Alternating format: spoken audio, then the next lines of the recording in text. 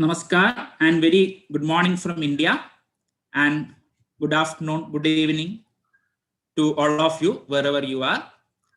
Welcome to the technical session, keynote session 7 of the virtual conference on disaster risk reduction, civil engineering for a disaster resilient society. So let me welcome Dr. Indrajit Pal to kindly chair this session. Dr. Pal is chairing the Disaster Preparedness Mitigation and Management Center at Asian Institute of Technology, Thailand. He served as a faculty member at Center for Disaster Management at Lal Bahadur Shastri National Academy of Administration, Mussoorie in India. And he has done extensive work on capacity development of decision makers, policy makers, government officials, etc. And he has written 10 books and several articles in international journals of repute. And he is having more than 18 years of experience in research and capacity development on disaster risk reduction. And he is very active researcher in the area of disaster resilience and very well-known author who has authored several books and articles related to disaster risk governance.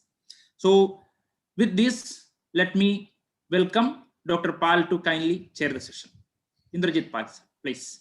Yeah, thank you so much. Thank you so much, Sivalsa, for this humble detail of my background. Thank you so much. I am also fortunate and to be a part of this huge program from the beginning as a part of the organizing committee also.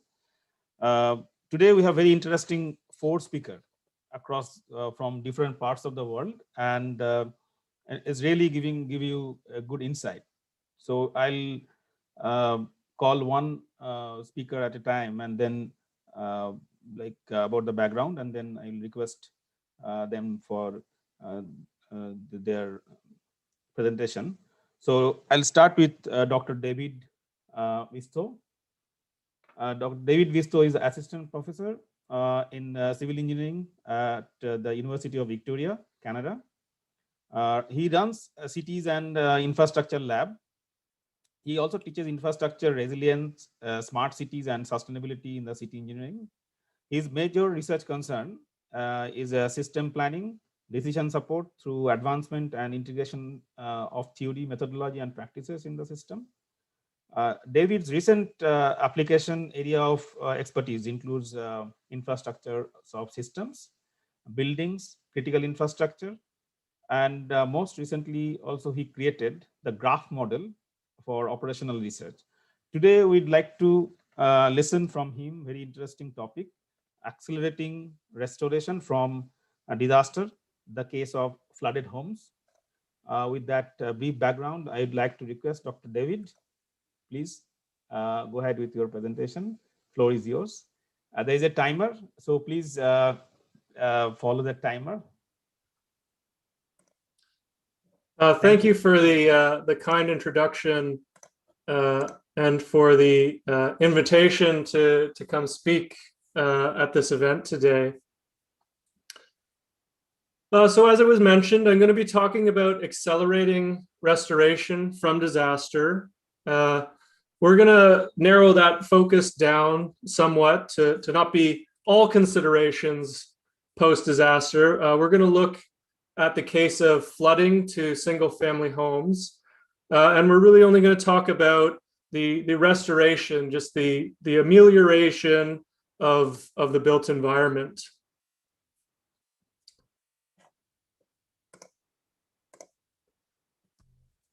So this work is motivated by real and present risks in my part of Canada, on the west coast of Canada, and through work that I've done with a number of colleagues and stakeholders who are concerned with the risks that we face. So this is an example flood extent map for one flood scenario that looks at what might happen in a 1 in 500 year riverine flood event coincident with 1 meter sea level rise due to climate change. In this blue area that you see here, there's one of Canada's largest airports. There are critical facilities for shipping, both domestic shipping and international shipping. And there's also the homes for over 300,000 people. So that's the type of situation that we're concerned with here. We want to be able to understand what might happen in a flood like this and what we might be able to do about it. Now, this is the way that we've been thinking about these issues. So when we consider the built environment, we understand that if we have hardened structures, flood protection measures, various buffers, that's a potentially useful and good thing to deal with flood risk. We know that if we can limit cascade hazards, so where a failure in one type of infrastructure leads to a failure in another, or a failure impacting one human resource affects another, and so on, that if we can limit those cascades, we can also limit the impacts associated with a disaster.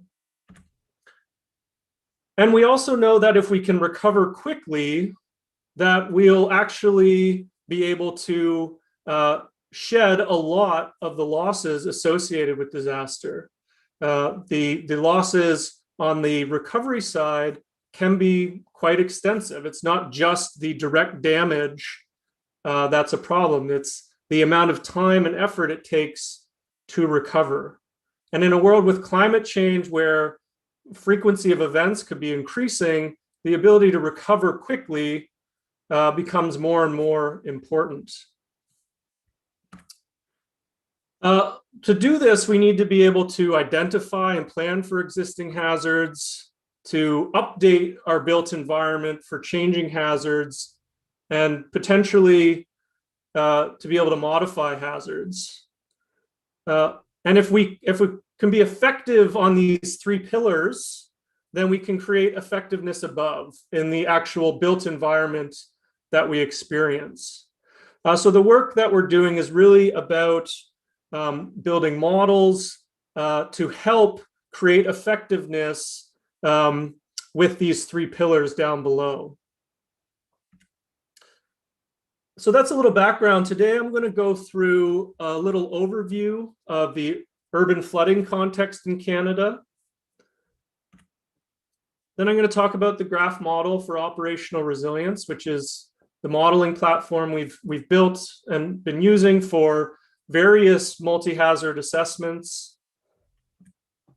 And then I'll talk about this case study, look at how we can restore single-family homes in Metro Vancouver and how that relates to the actual design of those homes, and you could think about the level of hardening in those homes. So urban flooding in Canada. Canada is a vast country, and like many parts of the world, we experience a range of different hazards. Flood events are perhaps the most numerous type of event that we experience. And some of our largest floods have been some of our most costly disasters historically. And in sort of a brief history of what we've been doing to deal with some of these challenges, I'll just highlight a couple things here. The creation of flood control structures to try and change the built environment and limit the direct effects of flooding. On to things like non-structural ways to manage flood risk, looking at zoning and various legal tools, to various programs that look at creating flood maps and updating those flood maps as the world changes. And increasingly, there's an interest and a need to create models that really help us understand the risks that we face. And the idea more and more is to create these models that help us understand systemic risk across entire regions.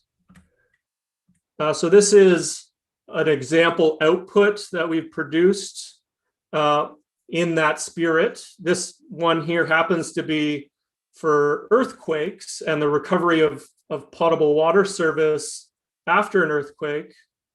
But as you can see here, there's really big variation across the region. Some people could get water much sooner than others might, and there are real implications for that on people's health and safety and their livelihood after a disaster. So this is for seismic. The way we're headed is to be able to do these sorts of assessments for flooding as well, so that we can do real multi-hazard assessments and support multi-hazard decision-making for municipalities in our region and for various other stakeholders in our region. To do this, we need information about how flooding leads to damage, what the exact mechanisms are, what the exact vulnerabilities are for our particular built environment. Then we need information about the restoration process, what's required in restoration, resources, skilled labor, equipment, the time things take. Then we need to be able to put those two pieces of things, those two pieces into a model that we can then use to estimate effects, but also to estimate restoration. And then ultimately what we want to be able to do is look at how we can improve the overall restoration to reduce the overall time in which people's lives are disrupted, in which they're more exposed to other follow-on hazards and things like that, and how improving that restoration timeline might relate to how our built environment is designed and how we relate to that built environment and coordinate our various efforts. So we're pursuing this work using the graph model for operational resilience, as I mentioned. And the graph model, or GMOR as we like to call it, sort of proceeds as follows. So for any system, whether it's a building or a network of infrastructure, under normal circumstances, we would expect it to sort of operate at a typical level of performance that could be measured in whichever way is appropriate to the system you're looking at. And then when a hazard comes along, we can see a very significant decrease in performance. And then ideally, the performance recovers over time. This is a fairly standard graph when talking about resilience and recovery. What GMOR helps us do is it actually helps us understand this process. It helps us understand how performance degrades. So it helps us capture that cascade effect, how a damage over here can lead to follow-on effects in a connected system or a network system. How essential capability can be ensured, so we still have some remaining performance, and how we can use that remaining capability to recover or restore to a desirable level of performance, and how we can do that to ensure that we do it in a time to avert further problems, that we figure out how to restore more quickly. And GMOR also allows us to do this probabilistically using computer models so that we can account rigorously for uncertainty. In practice, GMOR also integrates with a number of other tools and involves a number of other steps.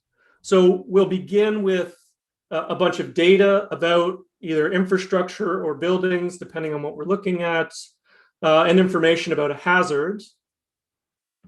And then we can use other tools like HAZIS or OpenQuake or any tool that can take that information and estimate damages. So sometimes these tools will produce an estimate of the cost of damage.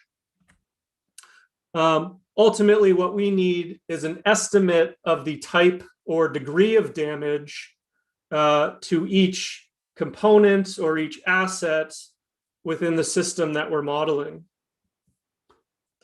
We take those estimates, they could be probabilistic, and we input those into GMOR. We model the cascade of impacts and the cascade of recovery or the cascade of restoration. Then we can make various adjustments to the infrastructure or the buildings that aim to reduce damage or that aim to accelerate recovery. And then we can rerun everything and assess the outcomes. Did, the cascade, was it reduced? Was the overall level of damage reduced? And was the timeline to restore quicker? So underneath the hood of all of this are large models of networks that explain how assets and components and human resources and equipment, how they're all connected or could be connected and interrelate in a disaster situation. So that ultimately we can go from something that looks like this and see what the effect of hardening might be, or see what the effect of different restoration strategies might be, or what the combined effect might be, so that ultimately we can come up with planning ideas for how we could reduce the full impacts of a disaster over the timeline from the initial damage through to when we're happy that the performance has recovered to a desirable level. So we've been using GMOR for a number of case studies in our region. As I said, it's sort of multi-hazard or hazard agnostic. So there's fairly good data for vulnerability of structures to earthquakes and what the restoration process from earthquakes looks like. And we need this information at sort of a building level or even a component level. So we need a lot of this type of information to do the regional assessments that we want to do, where you have a population of different types of buildings, of different types of infrastructure components, and so forth. So with the data that is available in the literature and via other sources, we can do this pretty well with earthquakes, but we actually need to build up the data sets and the fundamental models to do this for flooding. And that's what we've started doing. And our first look at that is for single family detached homes in our local context. So how do we go about doing that? So first of all, these are buildings that are composed of many different functions: architectural, mechanical, structural functions. And those functions are delivered through many different components. We need to capture all of that. And our approach is to do this for different archetypal buildings. This is a type of way that we look at different types of buildings. You can have different archetypes for different types of single detached buildings and so forth. So we can define an archetype and build or specify a model of it as follows.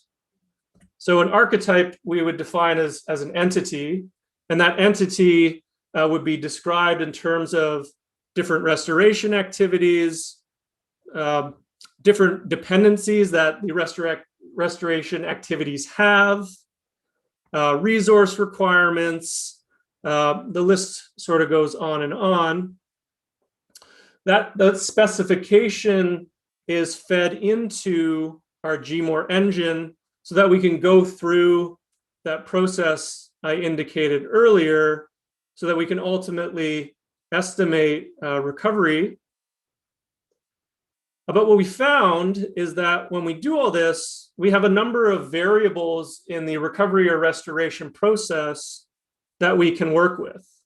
And those variables relate to how we sequence the restoration process. So basically, how we prioritize different restoration tasks, how we assign different skilled labor, in what order we assign it, and so forth.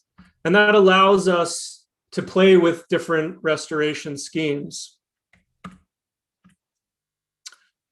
So this is an example sort of high-level specification for restoring a house, our first archetypal house that's experienced 0.1 meters of flooding.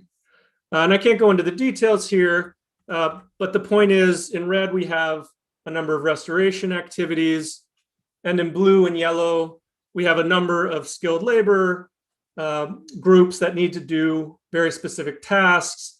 And sometimes those tasks need to happen before or after other tasks, and so on. And so we've created these mappings for one archetypal home for a range of different levels of damage. So this is from just basement, lowest level basement level flooding to flooding the second floor of the house. And the restoration time is on the vertical axis. And we see there's these two instances of big jumps in the recovery time. And that relates to instances where the floodwater reaches a new story in the building. So in thinking of hardening these buildings, we could look at, in the code, how we're setting that height in terms of the height above grade, where we'd be happy with having one of these stories begin. The other thing we found is that we have options about the exact order in which we restore the building, and that there's some orders that would take relatively longer, and some orders that would take relatively less time. So this is about 8% faster than the worst restoration order. And if you scale that up to a whole population of buildings, 8%, 15 days for every building, that really adds up in terms of the potential benefits to homeowners that want to get back in their homes.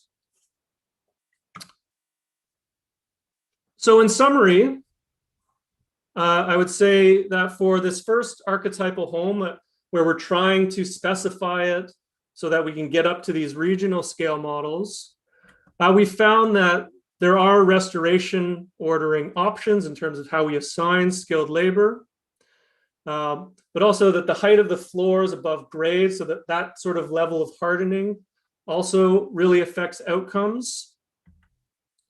So in future, this will allow us to consider trade-offs in hardening versus restoration activities. There's others that we can also consider in the future. As well, we need to fold an uncertainty analysis into this work to assess further archetypes, and ultimately to conduct that regional assessment that we aim to do, so that we can look at both our earthquake assessment and our flood assessment, and look at really multi-hazard strategies that might be useful for reducing our disaster risk. And also, we aim to expand to other local contexts and adjust this work for those different local contexts to allow for comparative studies and things of that nature. With that, I'd like to say again, thank you. Thank you for the invitation and your attention today. I'd also like to thank my student Afia Siddiqa, who did the lion's share of this work. So thanks again. Yeah, thanks, David. Like, it's absolutely bang on time. Yeah, so I was just sending you a few messages, but it's absolutely bang on time. Thank you so much for maintaining the time, and as well as so much of work, and it's wonderful work. I have few questions, but first open the floor for the other audiences, participants. So now the floor is open. Maybe I'll check few questions here. There are few. So a participant, you are requested, maybe you can directly write also to the chat box. So Or one the question. Oh, sorry. The questions are in the chat box, or are you going to ask them? Yes, I mean, you can also see the chat box, and I can also explain the question, Okay. so that will be easy for all others. First question is like in the diagram, slide number 19 to 21, the fishbone diagram, the Ishikawa diagram he mentioned. Maybe if you can project that one, that will be easy to explain. Can we use it to evaluate the damage cost, accumulating the zones to subregions, to regions, sum up to states, or the causal loop of system dynamics? Yeah. So, I mean, the schematic that I showed sort of hides the underlying detail of the computer model. So at present, what we're really able to do with this approach and what we've really been focusing on is the restoration times. And so we have sort of a state model that allows us to model changes in state and how long transitions in state take based on the type of repair activity or restoration activity and the type of resource being used and so forth. So as it stands right now, we're really focusing on that time aspect. There's no direct consideration of cost in there just yet. Now, some of the other tools that we use in the workflow, like HASIS and OpenQuake, they include various estimators for costs. But potentially this might offer a more detailed way to do that, at least in terms of, say, the cost of downtime if you're looking at like a commercial building or an infrastructure facility or something like that. But at present, we haven't been looking at time, but it would be possible. Yeah, thank you. I think, Tham, you got the response. Any other questions? So please drop the question on the chat box.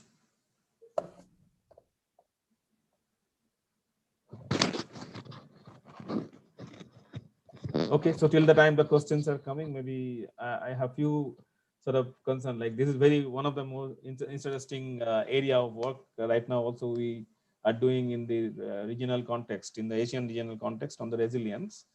So that GMOR model, how is there any concern for the understanding the pattern of cascading effects? Yeah, so that's included in the modeling. So in order for us, so all we're taking as input is the direct damage. So we actually need to model the cascade of impacts so that we then know what needs to be restored and what needs to be recovered. So the cascade is sort of the first step. The cascade of impacts is the first step, and then we do the sort of the cascade of recovery. And it's modeled right now as sort of state transitions in terms of is it functioning or not, things like that. Yeah, linked with that, like, is there any possibility like this part you mentioned about, like in your schematic also about the direct loss, in considering the direct loss, but we have seen like there are many occasions like especially like this type of large scale hazards, especially the disasters. In that case, we have seen like there are consequences and long term damage or some lot many indirect damages, actually indirect loss. So yes. Is there any possibility we can feature that as well in the future? Yeah. Well, so it depends on the concept or the measure of loss that you're thinking of. So for example, this isn't like an economic model. It doesn't include indirect economic costs or anything like that. But it does effectively estimate indirect effects sort of in the built environment that, oh, because power is out, then this other, service has failed, or because, water is out, you can't put out the fire, things like that. So we do have a sense of indirect effects in sort of the cascade through the built environment. Is that Right. is that what you're asking? Yes, some extent like this. And Okay. the last point from my side, like what would be the policy contribution of this GMOR policy contribution in terms, because you mentioned about the non-structural measures in the very beginning of the presentation. Yeah, that's a great question, as all these questions have been. So there's a few pieces to that. So one is by having these sort of systemic models, we can look at the cumulative outcomes of sort of the history of decisions we've made in our built environment. So we have, a vast existing stock of buildings and infrastructure. And, each of those assets need to be managed and so forth. But if you only make those asset management decisions in isolation, just looking at the single asset, you might miss the connection to, some of the broader considerations, like how those asset decisions relate to issues of systemic risk in the region. Another thing we're looking at is how this relates to growth planning. This region's expected to grow in population significantly in the coming years. And so, we want to grow in a way that overall our disaster risk decreases. So we want to highlight regions that have, relatively higher vulnerabilities or relatively higher challenges in restoration and so forth. So there's policy implications sort of really at the asset level or the design and built level, but also at sort of the planning level, the zoning level, and at that scale as well. Thank you, David. Thank you so much. There are a few minor questions like why PGA seems very high in the considered region, the case study area. That wasn't that was just an indication of how the graphs overlap. That wasn't like a specific PGA for this specific region. Okay. Thank That's you an so old much, slide. David. Okay, no problem. Yeah. We are just running short of time, so we have to move to the next speaker. Thank you so much, David, for responding to the questions and for excellent presentation. Thanks. Thank you. Thank you. Moving ahead, our next presenter is another interesting presentation from Dr. Isabella. Dr. Isabella is a graduate in architecture and urbanization, obtaining his master's degree in research and innovation in architecture, interventions in heritage, rehabilitation, and regeneration.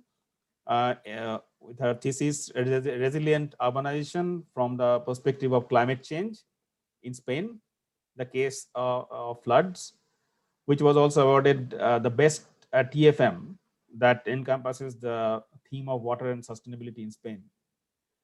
So currently she is also pursuing PhD in climate change and its geological risk to give continuity to this master degree research. I believe that it sounds so interesting. I'm really eagerly waiting for Isabella's session. So welcome, Isabella. Welcome to the session.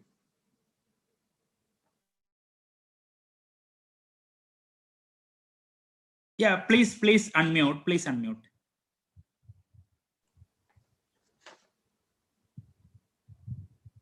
Okay, sorry. So it was muted by mistake or maybe automatically. So I'd like to welcome Dr. Isabella. I think as per the mention, maybe she is pursuing PhD right now, as mentioned in the detail. So she's graduated in architecture and urbanization, obtaining a master's degree in research and innovation in architecture, interventions in heritage rehabilitation and regeneration, with the thesis title Resilient Urbanism from the Perspective of Climate Change in Spain, the case study of floods, which was also awarded best TFM, that encompasses the theme of water and sustainability in Spain. Currently, Isabella is pursuing PhD with a very interesting topic name, climate change and its geological risk. Welcome, Isabella, to our session. We are eagerly waiting for your interesting and exciting presentation. Floor is yours now. Welcome.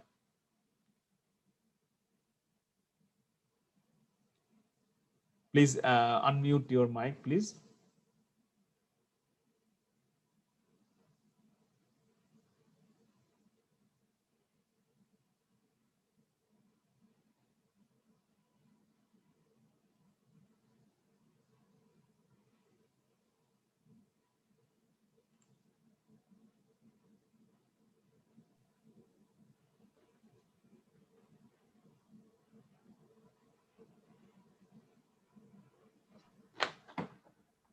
I can't see.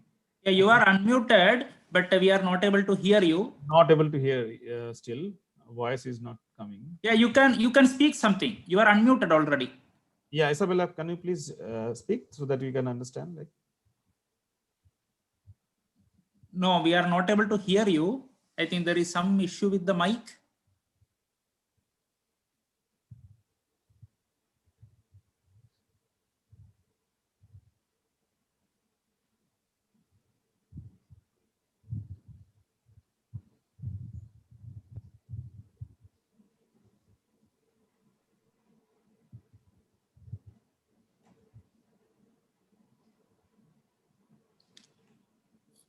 Yeah, we are not able to hear you. No, you are muted now. You are muted. You have to now unmute. Muted. Yeah, you are now unmuted, but I think there may be some issue with your mic.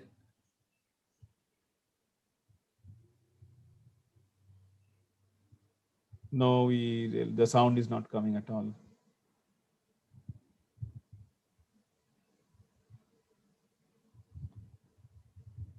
No, now you are muted. Now you are muted.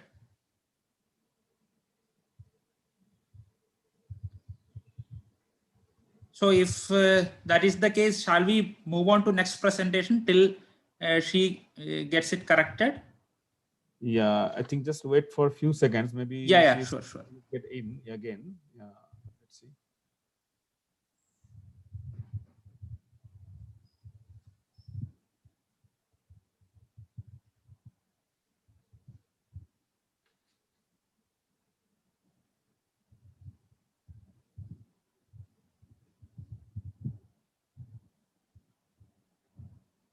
Yeah, Isabella, can you talk now? Please unmute and try again.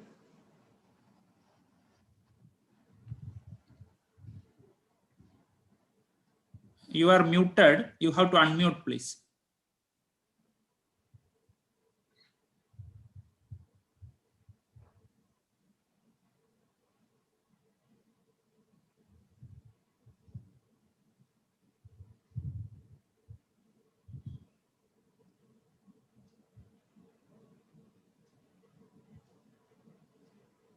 Isabella, your voice is not coming.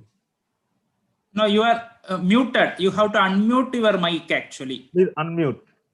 On the left bottom, that unmute, you have to unmute yourself. Now you are muted. Or maybe you can try with a headphone or earphone. Yeah, okay.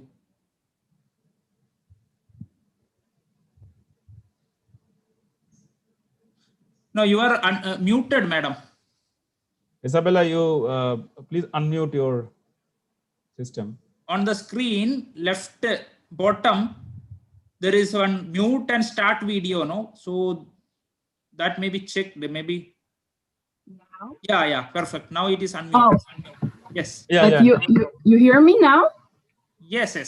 Yes. It's because you need the available the microphone, but it doesn't matter. Can you hear me now, right? Yes. Yeah, absolutely Perfect. Clear. So Okay. Isabella, please carry on. So you have 20 minutes to present, and then we'll keep few minutes for discussion. And I need to share the screen, but not is available to share. I think you need to put a permit to me. Is the same with the microphone? No. I think it's not about you now.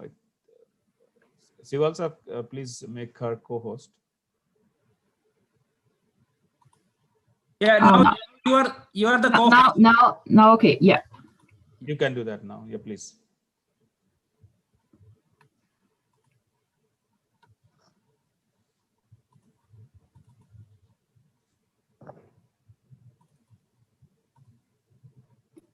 It's okay? Excellent. Yeah, please go ahead. Okay. Well, I am Isabella. Good morning. And thank you for the invitation, firstly, and the kind introduction. I will speak about the resilient urbanism from the perspective of climate change in Spain, the case of floods. Well, first, I think it's important to say the reduction of disaster does not depend only on governmental and urban management with large-scale interventions, but also on everyone doing the part to preserve resources and respect nature. The objectives of this paper bring to more information about Mainzer and confront the problem. I also highlight my personal motivation for the talk and my interaction with the talk. Interesting to study of disaster and climate change, cause, effect, and post-disasters rehabilitation related with architecture and urban plan. And about the resilience is more than resistance, means the reconstruction from the rupture without the pretension to keep everyone the same or recovering a supposedly lost stability. And in fact, propose positive adaptations to new conditions in a process of learning and transformation. For every dollar invested in disaster preparation, $5 to $10 are saved in economic losses. However, developing countries deserve more attention due to the higher level of vulnerability and risk. Risk is defined as a probability of some harm occurring to a population, but some practice can contribute to increase risk. And it's important to know that risk is not just natural, but it should be considered what factors influences these events. Many people who live in risk areas perceive the events as a danger, but generally do not attribute this impact to social factors. There are many areas of intervention when the topic is resilience, which can be driven by different powers with infinite strategies to obtain successful results. Climate change generic consequences that are expressed in different ways through various phenomena that directly affect the quality of life of citizens, infrastructures, and the preservation of cities.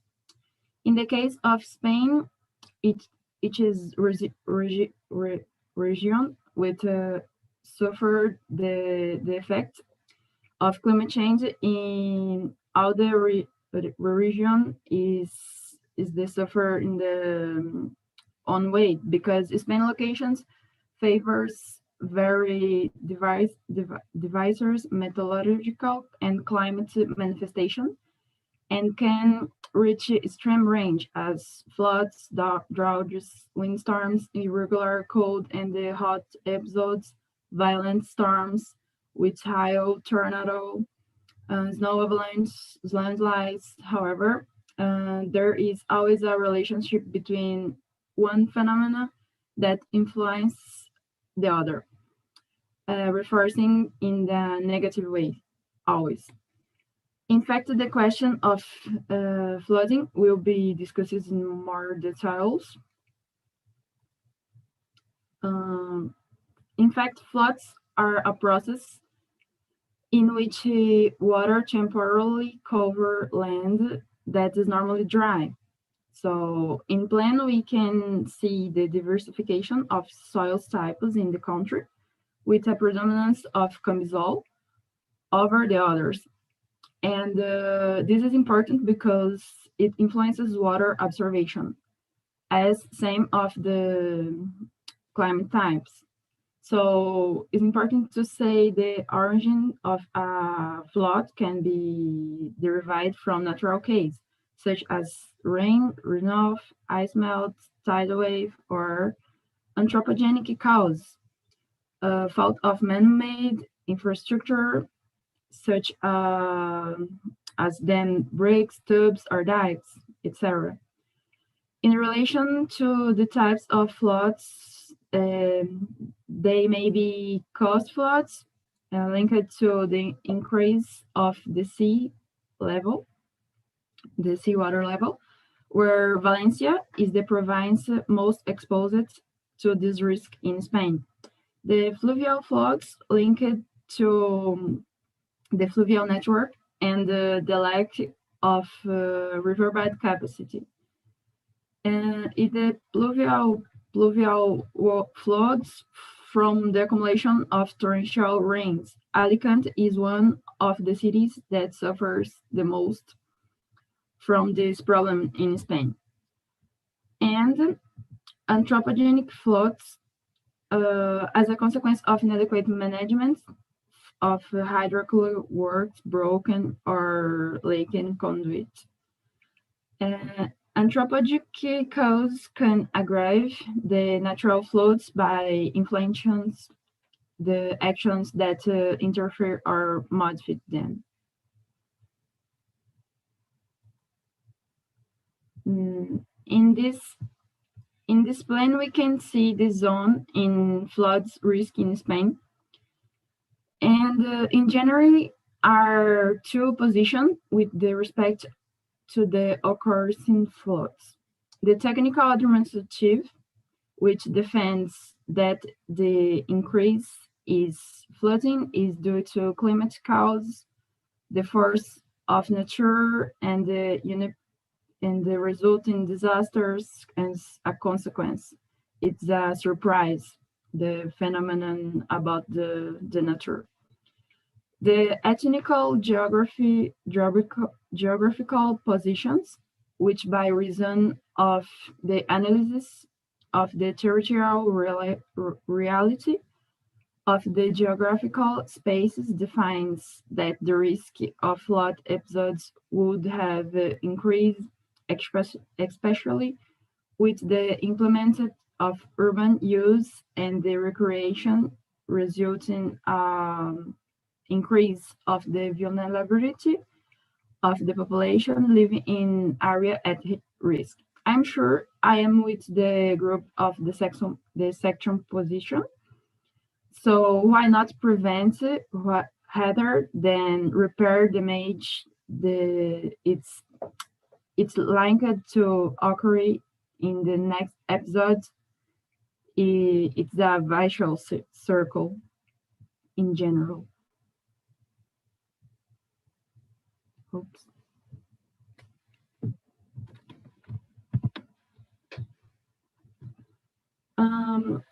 there are places where we can change the river and others where he lives and share with the river. So in the first case, there are the engineering works, the hydraulical works, which great economic successful. In the second case, it is the nature which only needs a zoning of flood areas. Our prevention measures do not cost millions and have countless benefits. In the I like the intermediate way.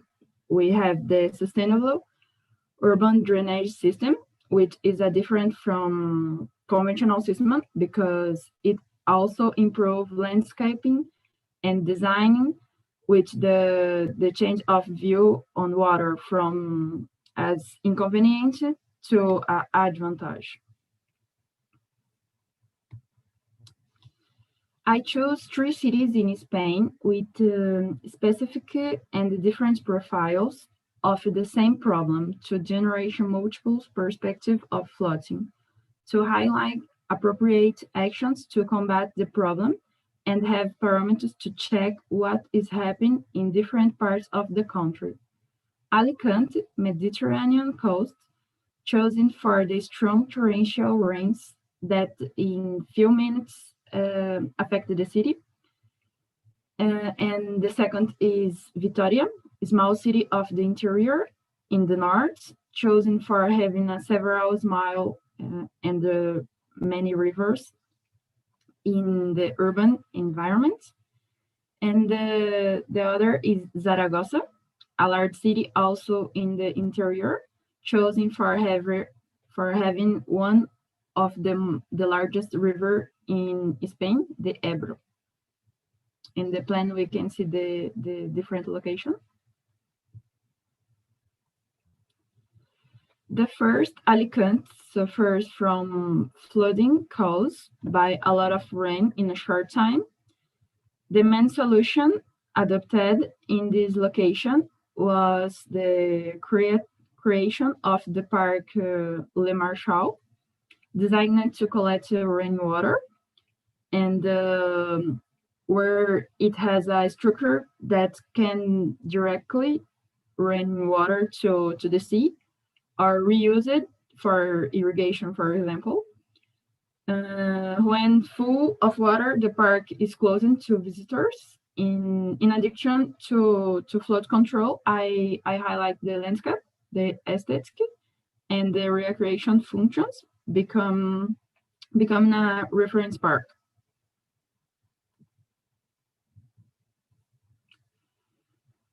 The second is Vitoria. The predominant flooding of Zadora River is fluvial flooding, slow and predictable. The main problem in the city is the structural measures that change the dynamic from the river.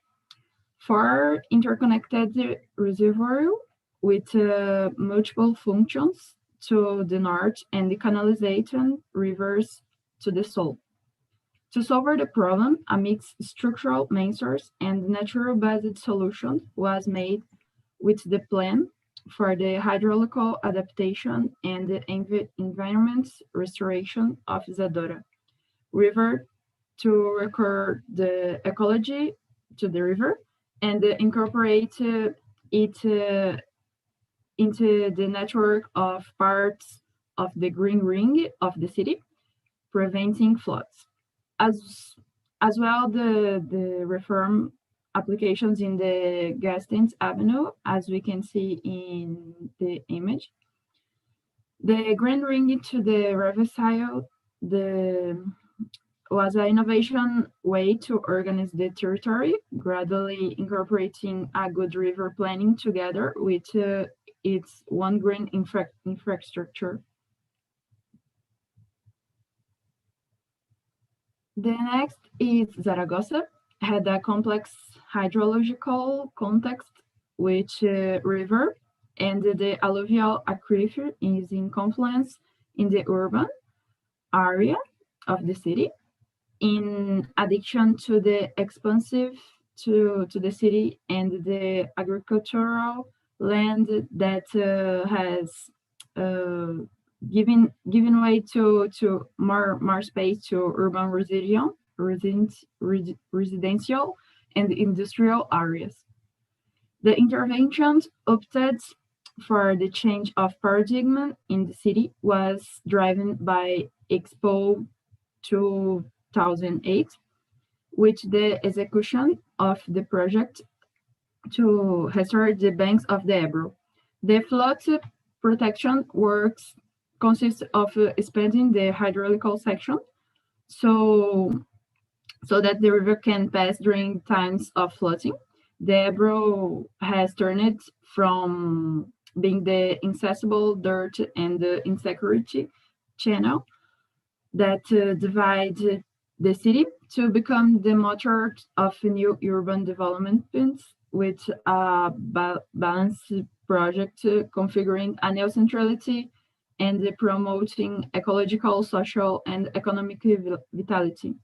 In addition to flood control, the successful is also reflected in the appropriation of the space, the space of by the population. In the table, we can compare a summary of which situation and which more details about the population, area, soil, and the climate, the type of the climate. As different as three cases are, all of them provide for flood control, of course, but the great thing is that in addition to the successful use of action to combat the problem, the use of this space by citizens, the appreciation of the landscape, and the certain that the benefits of talking advantages of the river are immense. So, and the transformation in favor of better quality of life for people in the urban areas. In fact, for conclusion, factors such allocation, climate, soil, urban configuration, river configuration, and amount of green areas directly influence the city of choose the best solution for which place or situation, as well as frequency and type of flooding that the city area may suffer.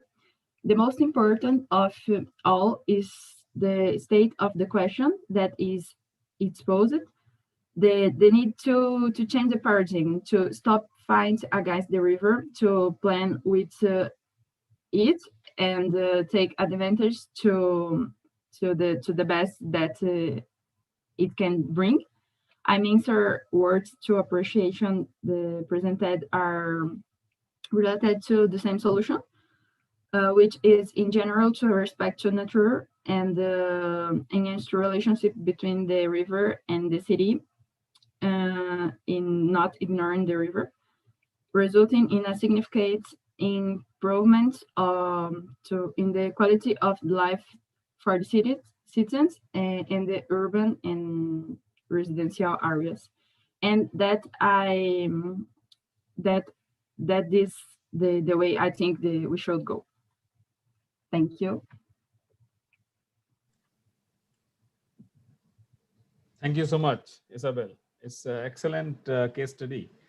Yeah, there are a lot many sort of work actually you are doing.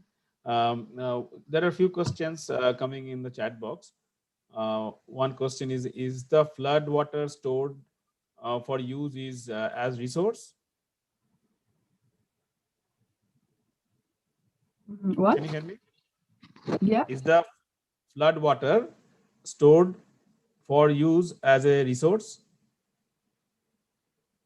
I mean, flood water, whatever is stored, can we use that as a resources, another resources? Yeah, well, we can use, I think the way is the interactive way with the structures and the natural solutions. So we can match this kind of solutions. We can obtain a great result. I don't know if it is this you asked me. Yeah, possibly, yes. Yeah. Few interesting point also came through your case study. So is there any interventions you are talking about, anthropogenic activities or developmental pressure for this flood hazard management? Yeah, it's difficult because in the city we need to put the engineering works, and of course it need to plan the structure to the river.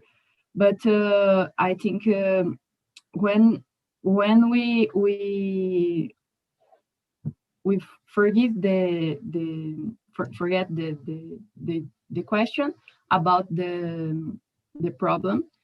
The river is important. The river is the most the better solution, and with the problem we need to change the paradigm, and this is important because when stay together the two situation about the manuring and the problem with the structure is really bad. So we need to put more green areas and spaces to observation this water to stay better the problem.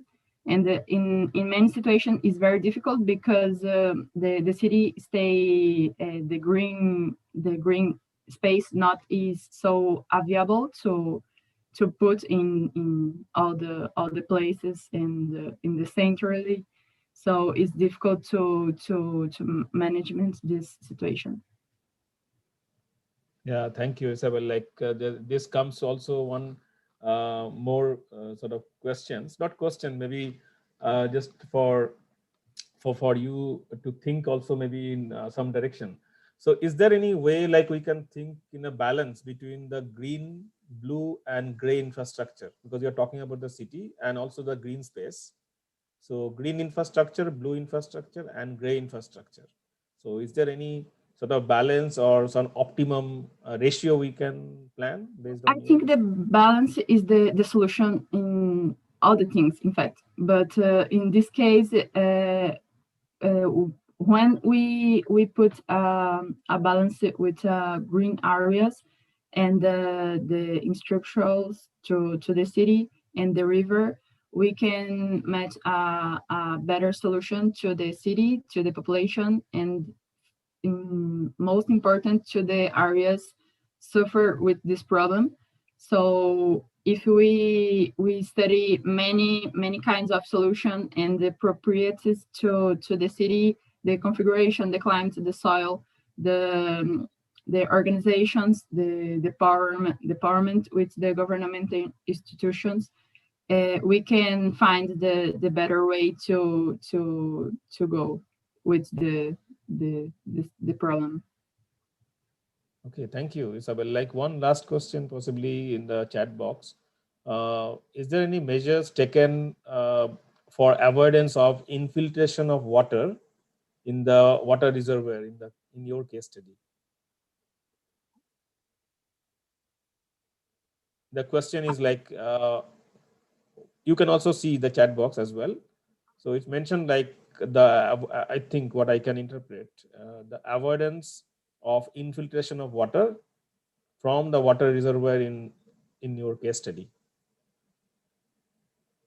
Well, I think it's important to study the hydraulical case. Many cases is all the cases is different, and the infiltration is a problem because in fact when we work with a disaster and a problem which involve the nature, always a risk because there are the imprevisibility with the situation, and we can study all the cases separately, all the case because there are many appropriations about the all the situation. So it depends the case.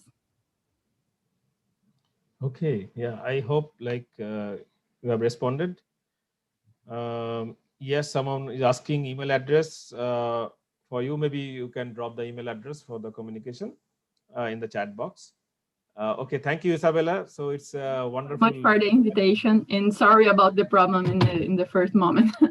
No, Oh, sorry. Actually, I think in between your connectivity lost or left and rejoin. No, I have made you the co-host.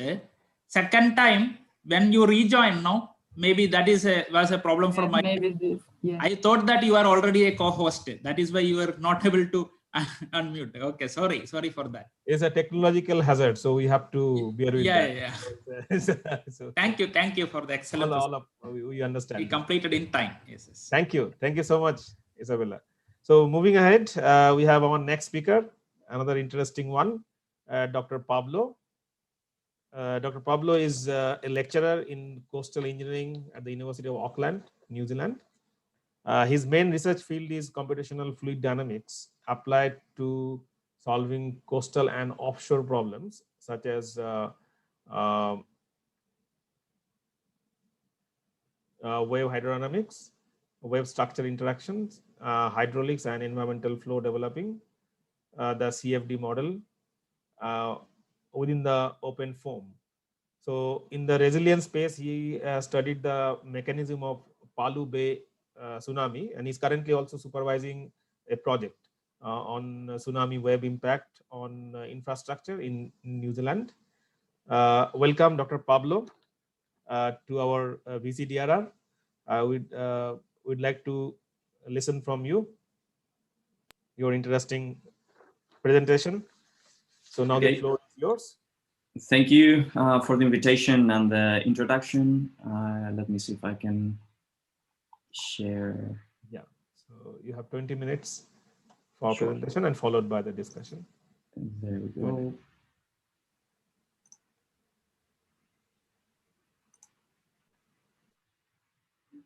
Are you able to see it all right? Yes, absolutely. Okay. Fine. Thank you. Well, welcome everybody. This afternoon I would be talking about 2018 Sulawesi earthquake and tsunami. And I'll be trying to fill the gaps that we have been observed since we started studying the data collected from this event. The outline of this presentation is as follows. I will first start by introducing the event and show all the efforts that we have done to understand what went on. Then I will mention the shortcomings that we found, and then a new analysis that we have performed on that data, ending with some conclusions and future work lines. So Sulawesi earthquake struck on the 28th of September 2018, and it was a pretty large one, 7.5 magnitude. It hit the Palu Coral Fault, which is a strike slip. For those of you who are not in the earthquake space, strike slip means that the fault ruptures and moves in the horizontal plane. It doesn't have any vertical displacement. That's why this event was so puzzling, because we were not expecting tsunamis. But when it struck, we started seeing videos from social media and reports of liquefaction here and there. And we saw tsunamis, very large tsunamis arriving to the coast very fast. In the end, this was a very destructive event. The death toll was larger than 4,000 people, and it led to significant destruction of infrastructure all along the Palu Bay. Regarding the tsunami, tsunami waves have been estimated to be between 2 and 6 meters, depending on the area of the bay that we're dealing with, and arriving within 2 to 5 minutes after the main shock.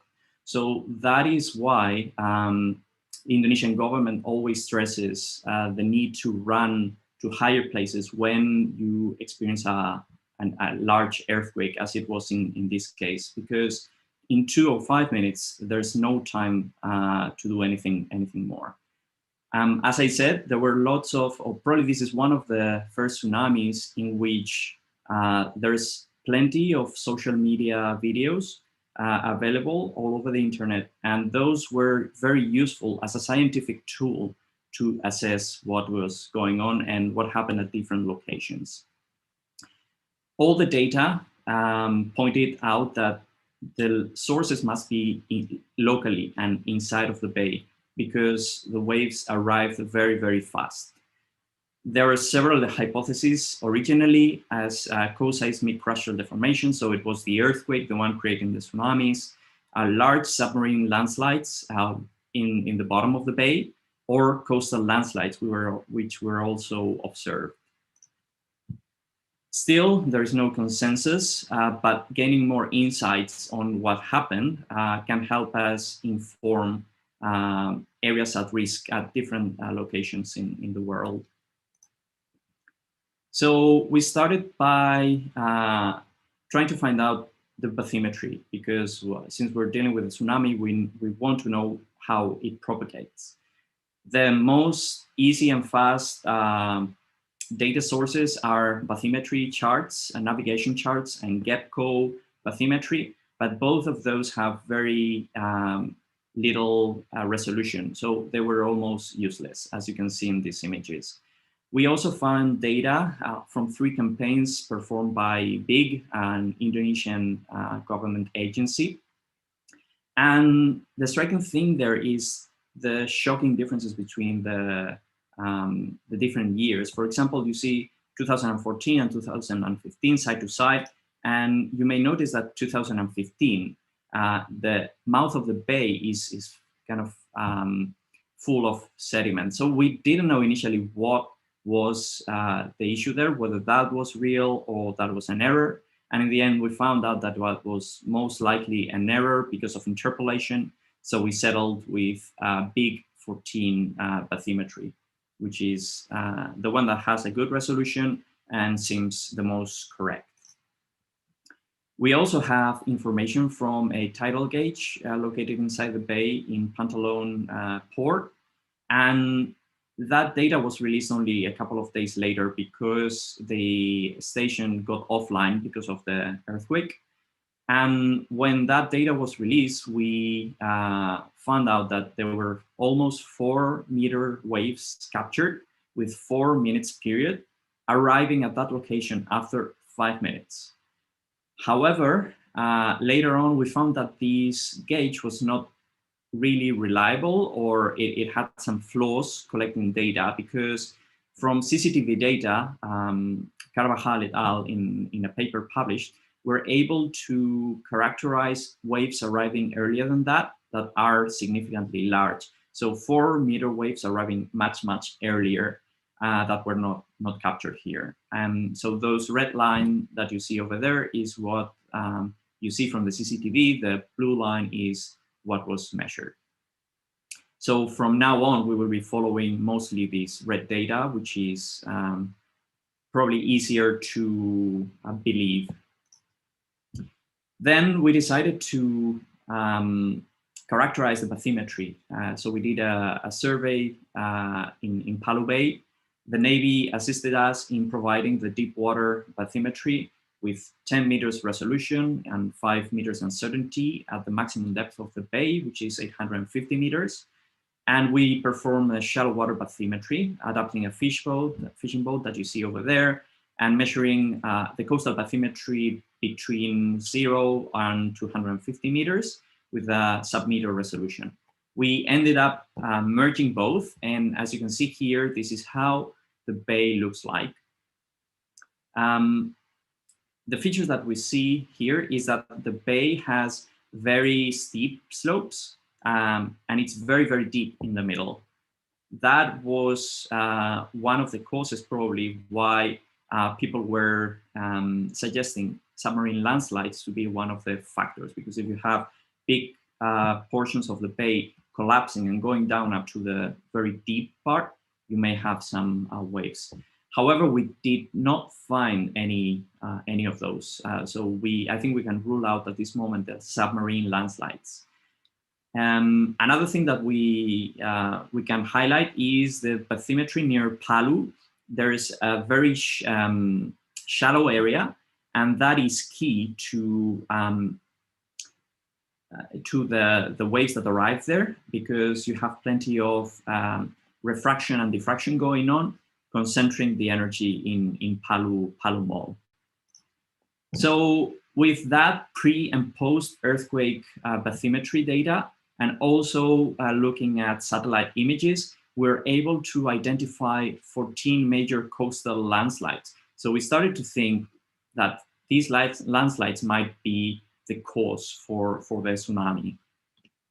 Not only that, but with the bathymetries, we were able to calculate the characteristics of these landslides, reconstruct them in 3D, as you can see in these pictures, get CATs. So we could fully characterize all the dimensions that you see on the right figure.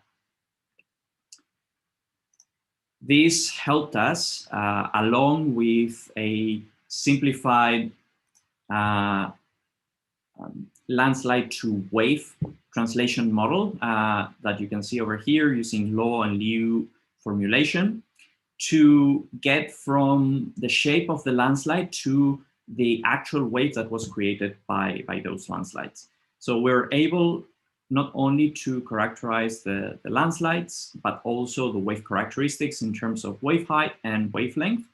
However, we were not able to track some of these data in some cases. So there are gaps in this table, and that is one of the things that we will address in this new data that I'm presenting today.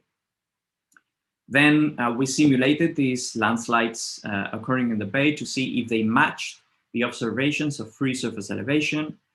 For that, we used the nonlinear shallow water equations model, COMCOT, and we applied this to a simulation with 20-meter resolution, which is quite fine for this domain. We must know that this landslide here located or signaled with O's were missing. So the simulation might not reflect reality, but it can help us to see what's going on.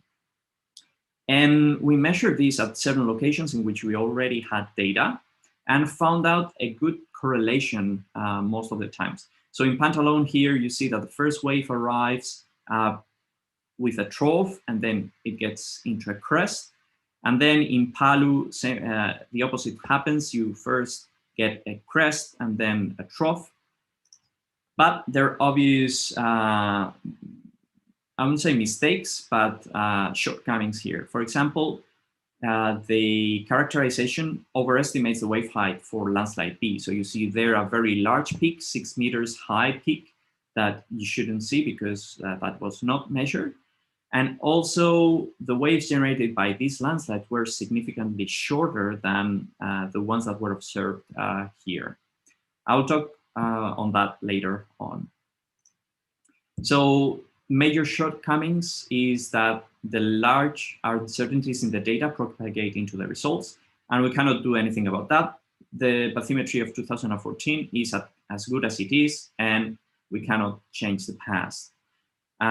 What we can do, however, is try to fill the gaps of the missing landslides. So we will explore data to derive local semi-empirical formulations to try to figure out which are the conditions that we were not able to characterize. We can also move these landslides around and scale them in the vertical and horizontal direction so that they better fit the measurements that were taken. And for that, we developed a genetic algorithm to optimize that. And finally, nonlinear shallow water equations are non-dispersive. So by simulating this with Boussinesq equations, that the results should be closer to reality. However, we're not including this in this work yet. So we started with data exploration, trying to correlate certain magnitudes, and we do this in a simple way because the data has already a lot of sources of uncertainty. So having, we don't have many points. So machine learning is out of question here, and having any very sophisticated fitting model, it's also, we don't want to propagate uncertainties any further. So we settled down with very simple linear or quadratic correlations and found out that, for example, the length of the submerged area and the length of the emerged area of the landslides are very well correlated with a 0.72 R². However, the length in the cross-shore direction and the total length in the cross-shore direction are not. So we needed to find other type of variables that correlate. And we found this one, which is the multiplication of the whole landslide dimensions with the area that was lost. We have a fine correlation. Moving further, we also need to evaluate the volumes missing. So volumes are really well correlated with that multiplication that we saw before, except for landslide D, which we deemed as an outlier and we removed from our semi-empirical formulation. And moving further, those characteristics will generate a wave height and a wavelength. And those two depend on the volume and the volume times the slope that we can calculate because we have all the points in the bay. So with that, we're able to fill those gaps. Those numbers that you see in blue are the ones that we evaluated now. And we then simulated all these independently. And that is to obtain this kind of orthogonal functions, like the contribution of each of the landslide generated waves at each of the locations of interest. We have 14 of them, and those are now the ones that we can just scale and move around to fit or better fit the data. That is done with the genetic algorithm, and the parameters that we're looking at, the chromosomes, are the time shift, the vertical scaling, which affects wave height, and the horizontal scaling, which will affect wavelength or wave period. And the scoring is based on the square of differences with respect to the data that we observed and penalizing the early arrival of waves. When we have the output, we have all the different landslides you can see here moved around and scaled. And that, if you add everything together, you see that it really is able to capture the shape that we're looking for.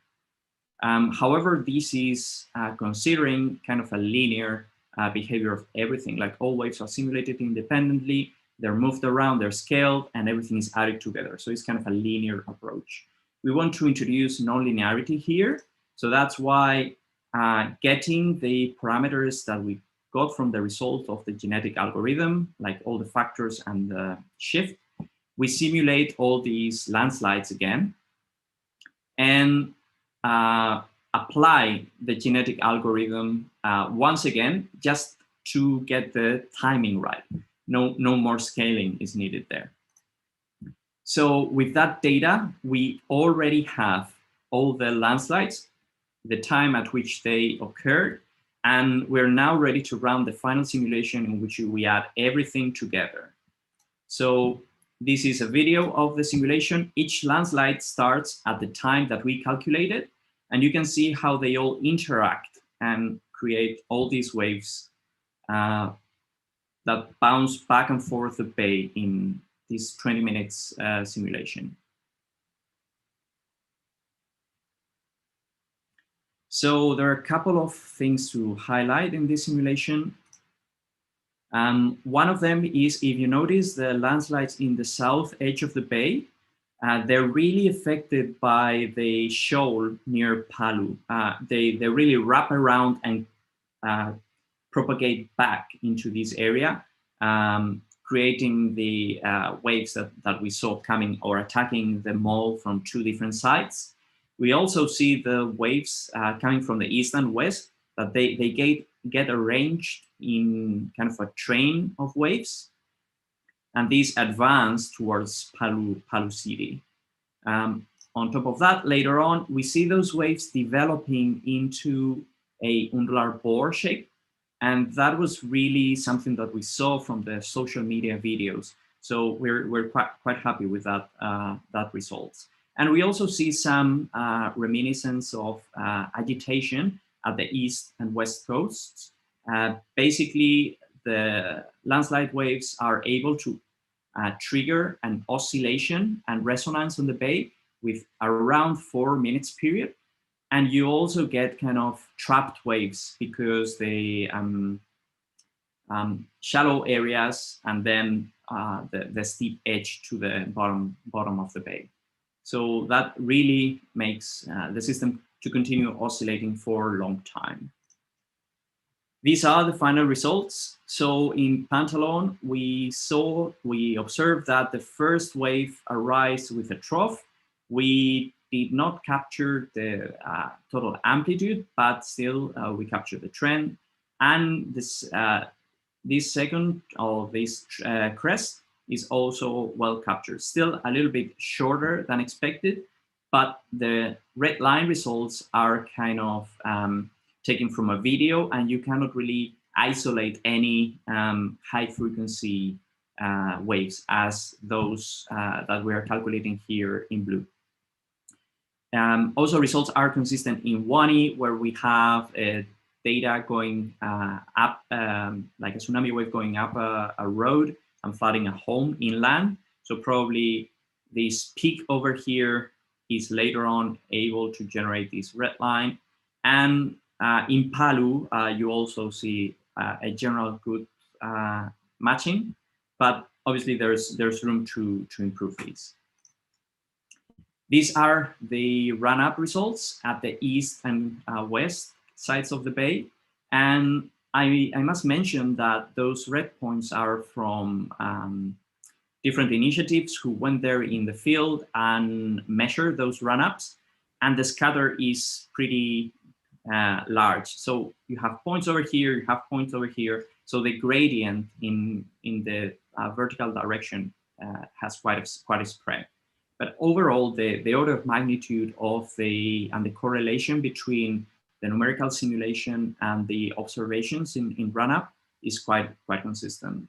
So just to finish off in less than a minute, we tested the combination of landslide generated waves and found out that they can explain a high degree of the observations made at Palu Bay, and for example, in Pantalon and Palu. And although these waves are short period, like less than 1 minute, they can trigger resonance and long period waves that were also observed around 4 minutes. So we are pretty positive that these landslide generated waves are the main contributor to the tsunami. And understanding these may be an advantage to assess the risk in other places. And finally, for future work, obviously we would try to implement this in a Business model and simulate the landslides coupled with the water to kind of prevent these simplifications. Further analyzing social media videos to validate these results, and kind of in the Christmas list, performing a detailed mapping of the Palu core fault and the water. The fault is not mapped, so understanding how the fault evolves will be able to inform us on how these co-seismic crustal deformation impacted here. Thanks for your attention, and I'm happy to answer any questions that you might have. Thank you, Dr. Pablo. It's excellent. Yeah, we still remember the recent one, like 2011 in Japan and 2004 also in our Jakarta coast as well. Like this is also a very recent one. Palu, some of our students from PG also are very much concerned about this as well. Yeah, so. There are a few questions on the chat box. I'd like to elaborate on that. One question is on what are the measures taken to inform early warning in tsunami generation in Palu Bay? Yeah, okay. And how long it takes to reach the last mile? Like mostly like information dissemination of the tsunami warning. Okay, so this tsunami is really different compared to the typical tsunamis that are expected in Indonesia. Indonesia has an extensive network of dark buoys around that allow seeing if a tsunami is arriving. But in this case, the tsunami struck, or the earthquake struck, and then the tsunami came later, only between 2 and 5 minutes later. So the best thing to disseminate this is, as the Indonesian government is doing very well, we were in Palu and we saw this, to have signs in which they inform about the evacuation routes, which is the shortest route to go up the hill, and to inform people, and that is done in the schools, that if they feel a really like a big earthquake, they should look for shelter. In this case, it was unfortunate because even if this has happened before, it was kind of forgotten. So people were celebrating in the beach, and no one really took the tsunami risk seriously, which was unfortunate. Okay, I think Dr. Tham got his answer. Yeah, next part is about can we validate the results of your wonderful simulation by using small scale model, as in a web creating basin? Okay, in principle, yes, that would be possible, although it would be a challenge because of the large extension in the horizontal. Palu Bay is, if I'm not mistaken, around 30 kilometers north to south, and the vertical dimension is 1 kilometer. So if you want to represent that in a small scale model, you need to accept some sort of deformation of scales, obviously. And that really imposes lots of different problems with scale effects. If you want to simulate that coupled with the different tsunamis, scaling the grain size and the size of the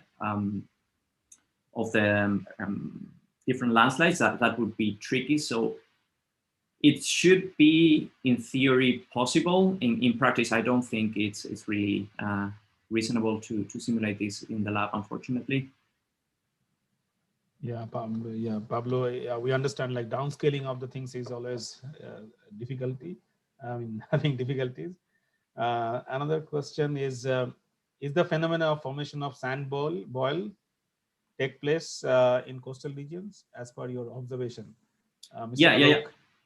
It pretty much did. There were extensive areas that had liquefaction. There are amazing videos out there in which you see whole neighborhoods being just driven by this liquefaction. Sand boils occurred all around the bay. There was also significant changes in the slopes and subsidence.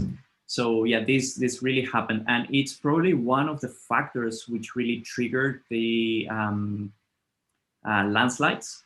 Landslides probably were caused by, well, they occurred at areas in which it's mouths of rivers, so there was loose sediment, but below that there was likely a layer that liquefied and then allowed everything to just move down.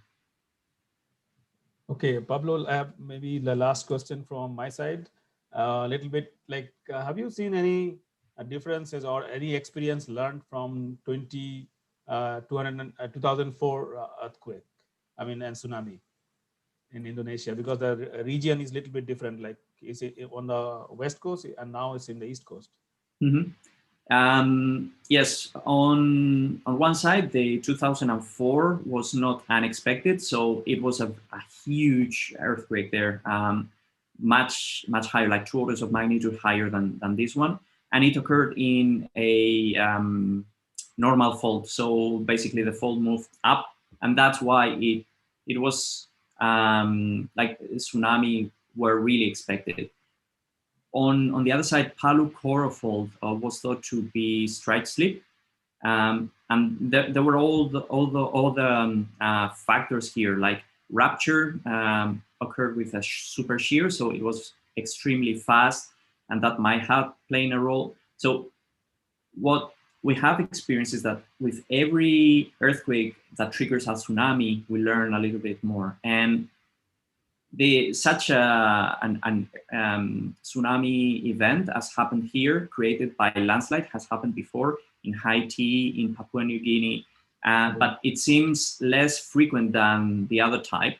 But not for that we need to forget about these. And probably 2018 event is a reminder that we need to take into consideration other type of risks that are not usually considered. Okay, thank you so much. Thank you so much, Pablo, for this excellent elaboration and also responding to various questions of different types. I mean, some of the questions I understand maybe not exactly on your area of interest as well, but you responded so well. Thank you so much for that. Yeah, so we'll moving ahead to our last speaker for this session, Professor Tamid. So, Professor Tamid. Hello, good morning. Good morning. Good morning. So you can hear me clearly, right? Yes, yes. After a long time, we are meeting virtually. Yes, Thank you so I think much for accepting our request to deliver a keynote session here. Professor Tamid is a civil engineer professor in BUET, is one of the renowned university in Bangladesh. And he also did masters from AIT Bangkok and also PhD from SUNY Buffalo. He has been a visiting researcher at Ecolo Central Paris at ICTP Trieste. As an additional responsibility, Al-Husseini also served as a director of BUET, Japan Institute for Disaster Prevention and Urban Safety during quite a long period like 2013 to 2017. He's also a founder member and former vice president of Bangladesh Earthquake Society. It's a long career in also is instrumental in updating the Bangladesh National Building Code in 2020, very recently updated. His professional interest encompasses like geohazard, seismology, earthquake engineering, wave propagation, subway vibration, vibration isolation, soil structure, hazard resistant structures, and disaster mitigation. So with that, I'd like to welcome Professor Tamid for his interesting talk. The floor is yours, Professor Tamid. Thank you.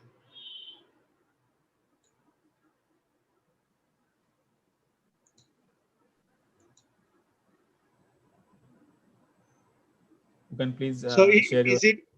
I have to share it. Just a minute. Yeah, please. Yeah. So it will be easy to control from your side.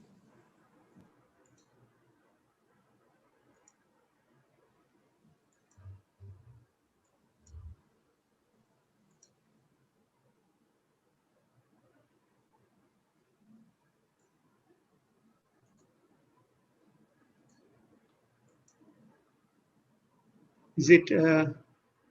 Is the screen clear? Yeah, keep it full screen, and yeah, I think should be all right. Absolutely fine. Well, thank you, Dr. Indrajit. Thank you for your kind words. It is a pleasure to be talking at this very interesting conference on disaster risk reduction. I'm always interested in such topics. I would like to thank the organizers for giving me this opportunity. Today I'll be talking about the case where we need to strengthen our existing buildings. This is mainly on the consideration of earthquakes. With me, my co-author, MM Hawk and AS Mogadam. MM Hawk is a faculty member at another university, and AS Mogadam is a professor from Iran. So why this topic? Let us see the situation regarding building collapse. we have seen several cases of building collapse with no earthquakes. So this indicates that we have some problem with our construction quality and also the design as well. In reality, we have many buildings which lack earthquake-resistant design features. As a result, we can easily understand that if we have an earthquake, what can happen. Some examples. This is a 9-story factory building, garments factory building, which collapsed in 2005. And it, as you can see, it's just like an earthquake. It is a total collapse. And it resulted in 61 deaths. Several people were able to escape, so that's why the casualty was lower. But it's a very bad disaster. The more focus we had was on this collapse, which happened in 2013, which is the infamous Rana Plaza collapse. So this is one of the worst building collapse, I think, in the history of building collapses. And as you can see, it's a 9+1-story building, which suddenly collapsed on June 24 and killed more than 1,000 people.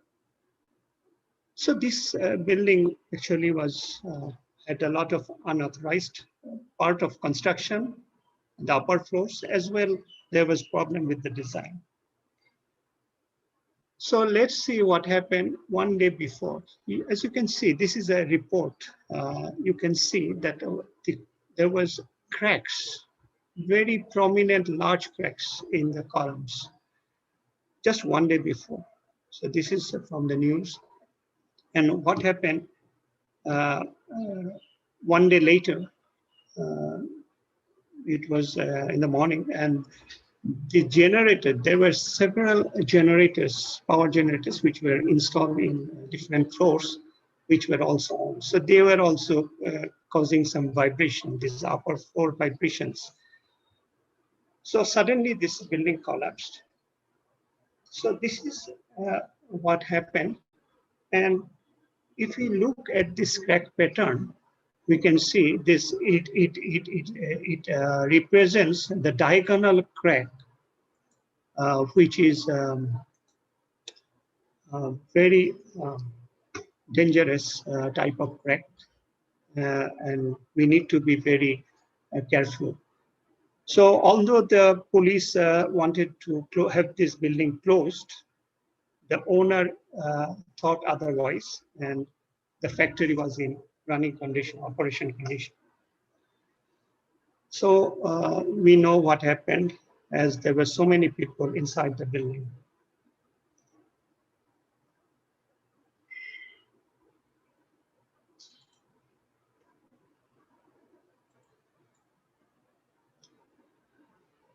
So let's now talk why we are concerned about the earthquakes in Bangladesh. So this is a simplified tectonic map. And as you will see, the Bangladesh is located close to the plate boundaries in the north and in the east. So it is a very complex stress condition in this region. And here it's a very significant plate movement. So there is a lot of stress which is accumulating in the faults that are around. And you can see some stars here. These are actually big earthquakes which happened in the historical record of Bangladesh. And these created some problems, some damage in our country. So these are the earthquakes we can talk about. And as you can see, several of these earthquakes happened during the period 1869 to 1930. So many earthquakes, and the yellow ones are the ones which were located inside Bangladesh. So some are within the country and some are outside our country. And for the last 90 years, we didn't have any large earthquake. So this is a point of concern that maybe stress is accumulating in the faults, and who knows, we don't want it, but there is still a big risk that a big earthquake can happen anytime. So looking at the Indian zoning map, the 2016 map, you can see that this zone 5, which is the highest seismic risk zone in India, encircles a major part of Bangladesh. So that gives some indication that we have a significant risk. We have our recent upgraded National Building Code. This is called Bangladesh National Building Code 2020. And as you can see, we have these 4 zones, and parts of the country has a very high seismic zone coefficient, such as 0.36, 0.28. And the capital Dhaka is in the center. It also has a moderate seismic risk with a Z coefficient of 0.2. These numbers represent actually the maximum considered earthquake and has some correspondence with the 2,475-year return period. So as you can see, we have a significant earthquake risk. So we are afraid that because we have so many buildings which are vulnerable due to poor quality of construction or earthquake resistant design not being present, so we are afraid we can have a catastrophic situation. So what happened following this Rana Plaza collapse? So there was a big shout from all around the world regarding this collapse, and after that there were a lot of government initiatives in order to prevent such collapse. So as a result, this plan was developed by the government, the National Tripartite Plan, which was attended by the workers, the owners, and the government, 3 parties. And this plan included a guideline for assessing the buildings. So these are especially the ready-made garment buildings. So many garment buildings were subjected to this structural assessment. So this assessment had 2 phases. One is the preliminary assessment, visual assessment, and the second one is the detailed. If it did not pass the preliminary visual assessment, then we needed to go for the detailed engineering assessment. And after the detailed engineering assessment, after seeing whether the structure is adequate in terms of meeting the strength limit or serviceability limit stage, we make the decision whether this building is safe or not. So if it is not safe, then the question comes whether to retrofit or to demolish it or rebuild it. So the retrofitting techniques which were considered practical for our country mainly is this: concrete jacketing, micro-concrete encasement, FRP wrapping, addition of braces, and the use of epoxy or ferrocement.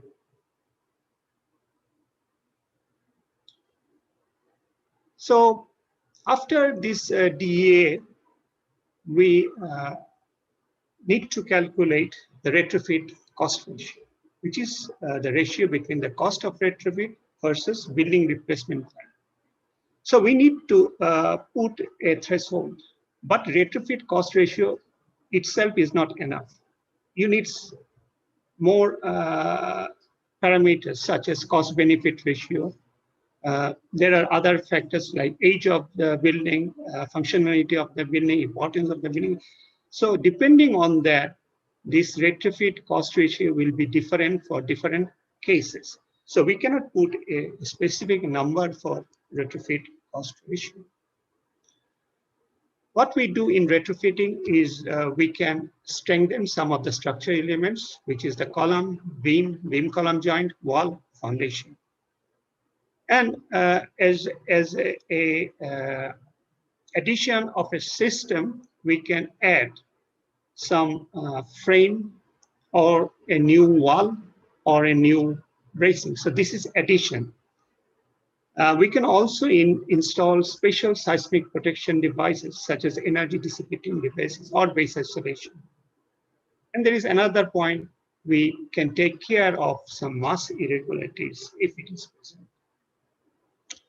So here is some pictures of retrofitting taking place in some factory of Bangladesh.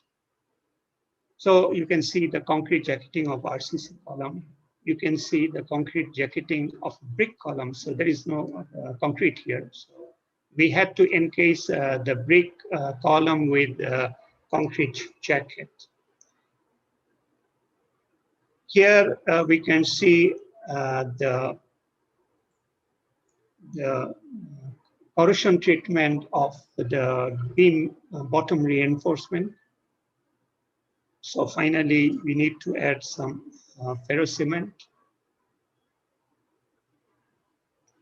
Here we can see how we can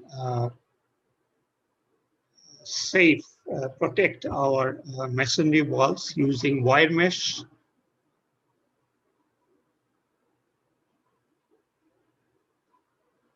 This is a case of strengthening the foundation, the footing. So the footing thickness as well as the dimension is being increased. On the right, we can see strengthening of the slabs.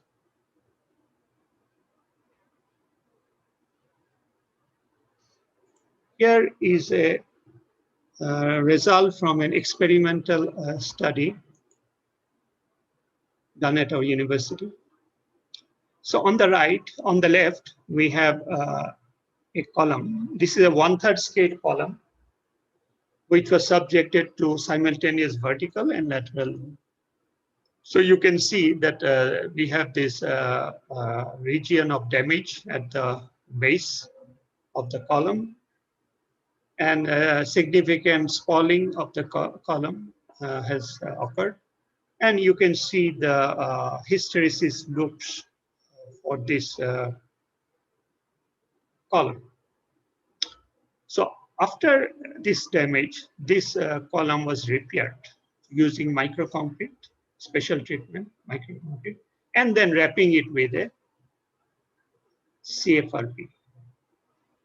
So this CFRP reinforcement, we have this repaired or retrofitted column, and then we again apply the vertical load, and then we apply the cyclic lateral load. So now we can see the hysteresis loops, which is very nice, very stable, and we exceeded our lateral force, maximum lateral force we had in the intact column, the column before retrofitting. We exceeded the limit, and still we have very stable hysteresis. So this is an indication that this CFRP can work as a retrofitting material.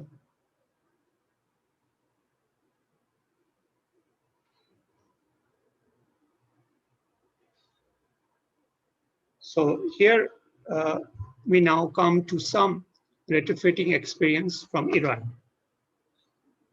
The experience I'm going to share here is about retrofitting of unreinforced masonry school buildings, which is done under the supervision of the International Institute of Earthquake Engineering and Seismology in Tehran. So here you can see that single-story school buildings are being retrofitted using shotcrete. So you can see the wire, the bar mesh around, and you can see that concrete is being sprayed on top of it. So this has been adopted in several schools in Iran.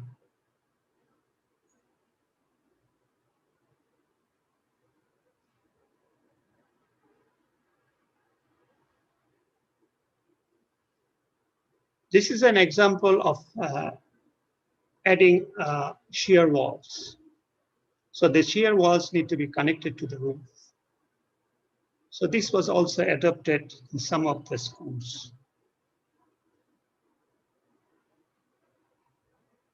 Then comes the third method, which is the center core method. Here, as you can see, these are thick masonry walls, and a boring is done in the middle of the wall. So this boring, this hole is later filled up with steel rebar and surrounded by cement grout.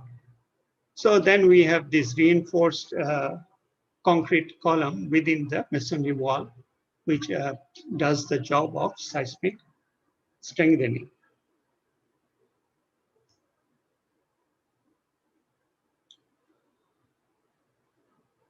Now we come to more recent systems that may be considered for the seismic retrofit. In fact, the systems, the conventional seismic retrofit system that I have talked about, I didn't cover all of them. There are some more, but they are probably similar in nature. I will spend some time in these new techniques, relatively new techniques, not very new. And this consists of base isolation and the energy dissipation devices. So if you look at the number of buildings base isolated, the largest number of base isolated buildings is in Japan, followed by China, Russia. So these have the largest number of base isolated buildings. So this is an estimate of the number of buildings in different countries. As you can see, there is one country, Armenia. This is a developing country, but it has also several isolated buildings. The reason is it is producing its own base isolation devices. So it manufactures its own devices. So that makes it more cost effective. So why we use base isolation? That if you compare the two pictures, the picture on the right, you can see the structure doesn't deform. There is very little interstory drift. That is why the structure above, the building above, is not subjected to damage, and the content inside the building is also safe. So that is the advantage of base isolated structure. And we can see what happens in a conventional structure.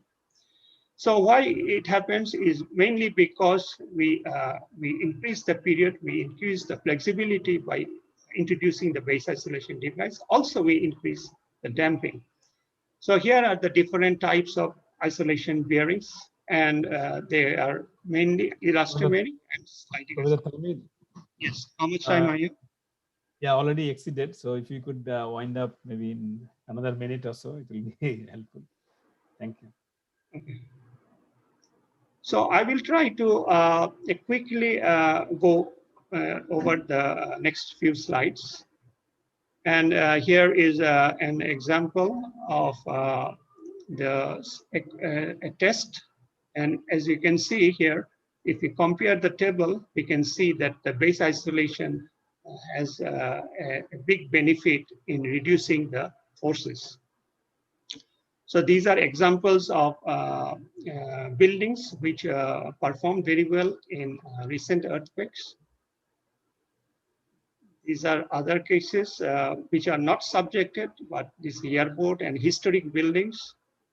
Here are different energy dissipation devices, and these have the objective of adding damping, and that is how the structure meets the demand spectrum. So here is two cases of energy dissipation device. One is the passive, the other is active. In the active, you have the actuator. So this is very few cases of real application. It's more on the research side, but passive control systems have been widely used. So these are some examples of passive isolation system. You can see the BRB braces on the right, so fluid viscous damper on the left. So these are all seismic energy dissipating devices. And here are some other devices. This is from Italian products. And here also shape memory ports for recentering of the structure, as well as STU to absorb shocks. These are some examples in Italy applied to school buildings. I think probably with this I'm going to end, but before that, the last slide. So what we see here is that we have very little drift in a base isolated structure. Everything is safe inside the building. If I look at the other figure here, this also is a building with internal damping devices, this energy dissipating devices. And if you compare this, we can see that the drift is more than the base isolated building. So this is in terms of damage, we'll have more damage with these internal dampers, but with the base isolation, you have less damage. So it is actually one of the points of consideration, which system you want to go, how much protection you want, how much operational you want the building to be, and that's how you take your decision. I think this is my last slide, and thank you very much for your patient hearing. Thank you so much, Professor Tamid. It's a wonderful presentation. Yeah, since I'm a geoscience sort of student, and this is quite interesting also. Yeah, so going with few questions in the chat box. First one from Parveen: how to achieve a perfect bond between the old concrete and the new concrete during jacketing process? Well, one thing is that we need to make the surface rough. It has to be clean from dust, and you have to make it surface rough. That is one thing. And what we also do is we also prepare some grooves in the existing column. So these grooves also act for the bonding. And then we use the normal whatever grouting and other things. Okay. And another one is, what is the cost of incorporating base isolation techniques in a typical building in terms of total cost of the project? How much it will escalate the total cost of the project in terms of incorporating the base isolation? Yes, that's a very practical question, but I haven't been involved in any base isolation project. It's a long time I was involved. It's a long time ago, so the cost may have changed now. Mm-hmm. But what is definitely what I understand is the cost will be more than the conventional strengthening techniques. It will be more. Maybe it could be. It's something rough, maybe 10 to 15%. Okay, thank you. But it could be less also. Okay, Professor Chandan Ghosh having few questions. I would like to request maybe Chandan Ghosh, you can switch on your mic and maybe better since you're in the host panel. Professor Ghosh having few questions. You are muted.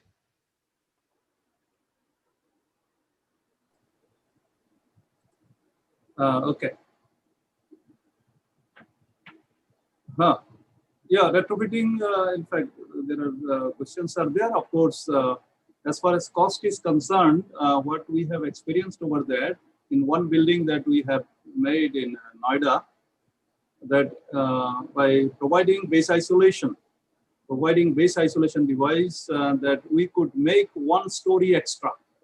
Because due to 1 story extra, when we add that benefit that we have got by making 1 story extra by 10 meter by 20 meter building, and then cost that we have incurred for the base isolation device brought from Taiwan, but with all other things made in India, and also suggestion from Italy, then we see that the cost is rather less. And in fact, many projects as 5,000 plus projects done in Japan Ultimately, if we take the technology is known, well known for the last 30, 35 years, but we adopt that technology, we can see that we can rather save a lot of cost, because when vibration is isolated, no vibration is going. So as per seismic zonation 4 or 5, whatever reinforcement that is required, it can be saved. So in that way, it is becoming a most viable technique. And even in Delhi and around area Gurgaon, many such private projects are coming up with this isolation, not only in the new building, but also in the existing building in the name of retrofitting, where we are cutting the column, pushing this device, and then isolating the building and saving the building from collapse, because no vibration is going to be transmitted. So in fact, IIT Guwahati has developed one device, and which is being used in many of the buildings in our country as well. Of course, technology-wise, Japan or Taiwan and then America, there is Italy. Yes, it is very much advanced. But as far as affordability and other things, it is now coming very fast, because ultimately it is going to save our lot of cost and lot of demonstration that you have already shown. So it is coming a most viable technique now. But only thing is that the last part, what I want to say, that we have to ensure that foundation should be in tune with the earthquake that we are expecting. Okay, thank you, Professor Ghosh. Like we understand, like in India also, we have very long standing that building codes, even in Nepal and Bangladesh. But how much we are implementing, that is a big concern. Globally, like the implementation part is very much. I have seen a couple of buildings in Taiwan. They are really implementing the base isolation and some of the other techniques as well. Maybe there are some other reasons for the implementation. There are lots of questions. I would like to request, because since we are running out of time, maybe so it looks like it's very interesting discussion going on. So I'd like to request Professor Tahmid to post your email address in the chat box, so that participant can also directly reach to you with the questions. I can see a lot of questions here. So maybe with the shortage of time, we will not be able to discuss all the questions here. I'm really sorry. So with that, I'd like to conclude this session, and thank you so much, Professor Tahmid, for this very, very interesting session. I'd like to hand over the session to Sivalsa. Thank you. Thank you, Dr. Indrajit Pal, for very nicely chairing the session. And special thanks to all the speakers.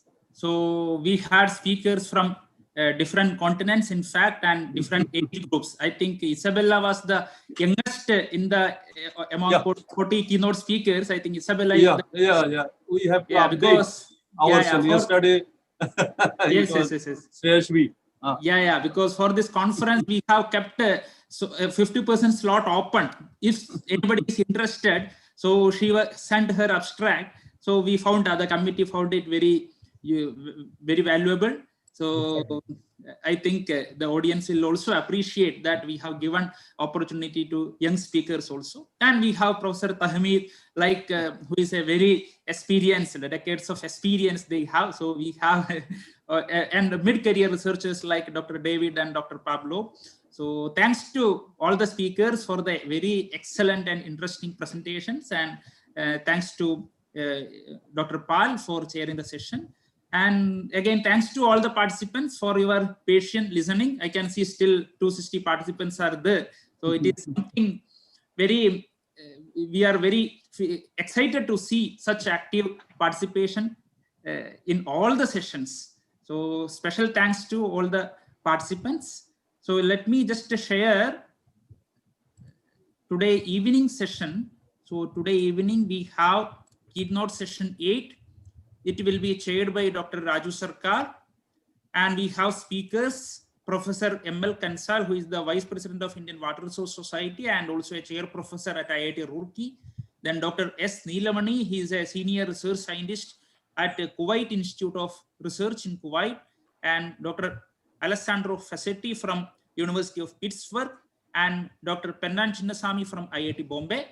So we welcome you all for the keynote session 8 at today 6 p.m. Indian time. So please log in 10 minutes before. So once again, thanks to all. Thank you. Shall Thank we you. end the session? In fact, technical session also going on, 2 parallel sessions. So we Yes. request all our participants who are Yes. here, please switch on. All the links have been shared. See that, enjoy that, where more younger generations are there in a 2 Yes. parallel sessions which are going on for the last 3 days. Yes. Please join at 2 o'clock Indian time, Yes, yes. 2 to 4 Yeah. p.m. Indian time. 2 to 4 p.m. 2 Okay. technical sessions. Technical session 7 and 8 will be running parallelly. Yeah. Thank you. Yes, yes. Thank you. Thank you. Thank you, See Professor all. Termi. Thank you for joining. Yeah. Thank you, Dr. Thank you very much. Very nice to see you after a Thanks. long time. Yeah. Nice to see you also. Yeah. Very interesting conference. Thank you, sir. Thank you. very much. Welcome, welcome. Thank you. And we'll have a specific session from NIDM. I say that